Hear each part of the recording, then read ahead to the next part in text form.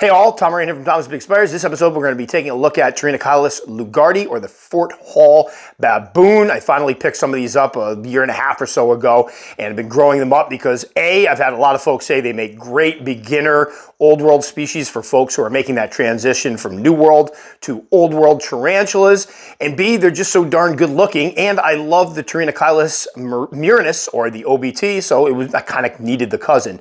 Anyway, the Pterinochilus lugardi is an old world species from Africa. It's a medium-sized fossorial spider, but expect some webbing up top. Females can reach about 4 to 5 inches or so, and as we said earlier, they have a reputation for being more relaxed for old world species, but we'll discuss a bit of that when we get into the actual video. So enough of me talking, let's take a look at a rehousing and some care for the Pterinochilus lugardi, or the Fort Hall baboon. All right, so this is going to be a quick rehousing of the Pterinochilus lugardi, or Fort Hall baboon, not to be confused with Fart Hall baboon, which I said earlier when I was trying to practice. Picked up 3 of these in July of 2021, partially because of the fact, oh, she ran away. We got some other footage I can put up here. I got some footage of her before this because she is very, very shy, but picked up 3 of them back in July of 2021 at 3 different sizes. There were like 1/3 of an inch, 1/2 inch, and 3/4 of an inch. I think this was the 3/4 of an inch one, but I'm not positive. It's the biggest one of the bunch, so that's what I'm assuming. But at that time, I put them all in 20-ounce deli cups like these here. The other 2 were a little bit smaller, so they're kind of swimming in the thing, but they did just fine. Now, I read that this was an obligate burrower, meaning that they love the burrow, they like to construct tunnels, and they did all burrow down into the substrate, as you can see in here. They've got all kinds of tunnels leading up and down, and they also webbed quite a bit. So at one point, this one had a bunch of tunnels and web up top.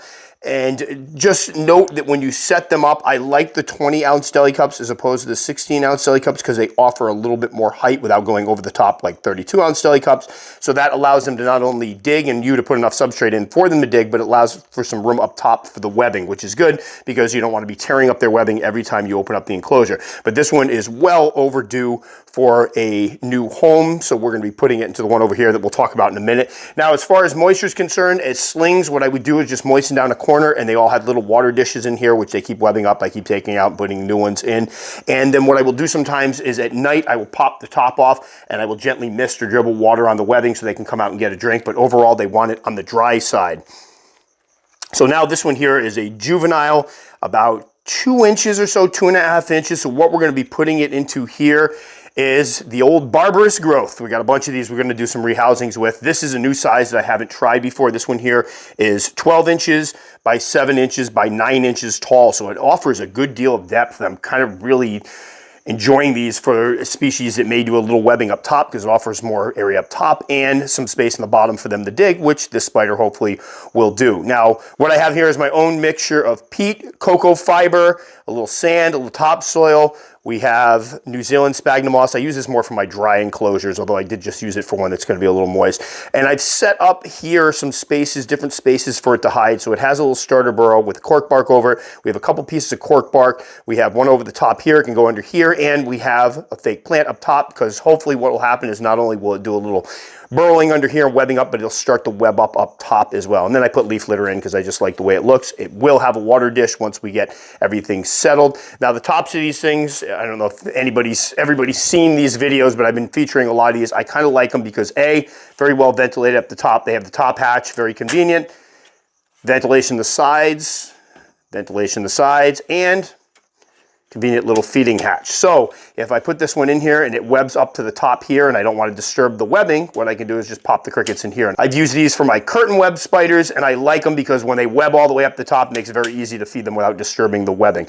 So we'll see how this goes. And they do have little holes right in here that I'm guessing is for running a wire through in case you want to put something in there that's got electricity, like a little space heater. I'm just kidding. Whatever it's for, we covered these up with a little piece of plastic I get. Basically, this is the plastic that goes over a poster. It's very thin, easily cut, and I just put 2 little dots of super glue right on there, and it's covered up. So now we're going to try to get the spider from point A to point B. As I throw my notes. So what I've been doing with the ones that like the web is I try to take the whole web out and leave it in there, and I find that it makes them settle in a little more quickly. But this one's going to be a little trickier, I think. Let me put her in here. And we'll talk a bit about their temperament. Oh, this is a... Oh. Oh. Let's turn that around this way.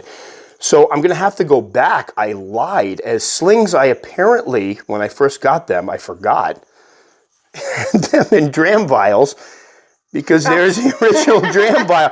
I think what happened is, if I'm looking at it, oh no, maybe not. All right, here's what it is. This was the shipping vial. So what I did was I got lazy when I rehouse them. Sometimes when they ship them now, they use the sphagnum moss. I kind of like this way of doing it, and I've done it before. You put the sphagnum moss in instead of the toilet paper or tissue or paper towels, and then you put them right in the sphagnum moss. And I think what I did is I just dropped it in to make it easy on myself. But there she is. Sorry, I'm going to put some of this webbing in here. An old molt. I'll grab that out. People freak out when I leave molts in. They think they blow up when they touch them. It's like the weirdest thing. Two comments today. When are you going to get those molts out of there? And they're fine. All right, so what we're going to do is tilt this. There you go. There you go. Go to your new home. There you go. For a second and talk a bit about temperament. Now, one of the reasons I really wanted these guys is while I was putting a list together of the best old world species for somebody to start with who's moving in from keeping new worlds to old worlds, this species came up repeatedly. So I desperately wanted to keep some, and now I have 3, and I can say they're rather calm overall. Now, that comes with a caveat.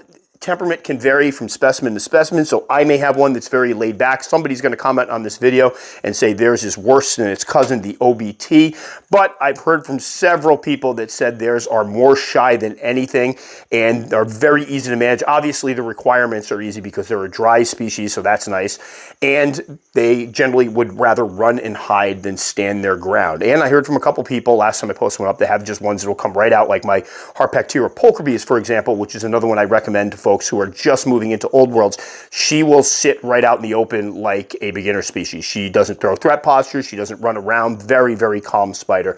And I found that all 3 of these, for the most part, will either sit on top waiting for food. When you disturb them, worst case scenario, they go back into their burrows and hide. And as you can see with this one here, no threat postures so far. So temperament-wise, obviously laid back, shy.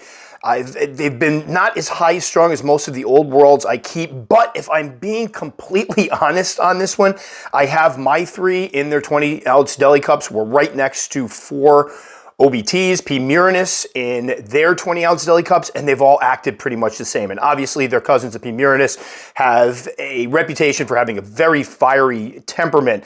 So it's tough to tell sometimes. Obviously, like we mentioned earlier, the temperaments may vary from spider to spider, so you got to keep an eye on that. Now, as far as eating was concerned, they were awesome eaters, just like their cousins. When they were a little teeny tiny, I was feeding them small red runner nymphs, and they were snatching them up no problem. As they put on a little size, at about an inch and a half or so, I switched it up to medium crickets, and this one here, last I fed it, it ate a adult large cricket, so no problems there with the feeding.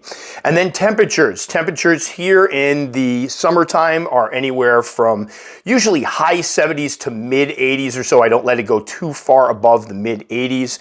And during the wintertime, like right now, I have the thermostat here set at 73 degrees. The shelf they're on is usually right around 73 degrees, although there are some periods in which the temperatures drop a bit because the heat can't keep up for a little while, for a couple hours. It drops a bit into the high 60s. They've been perfectly fine.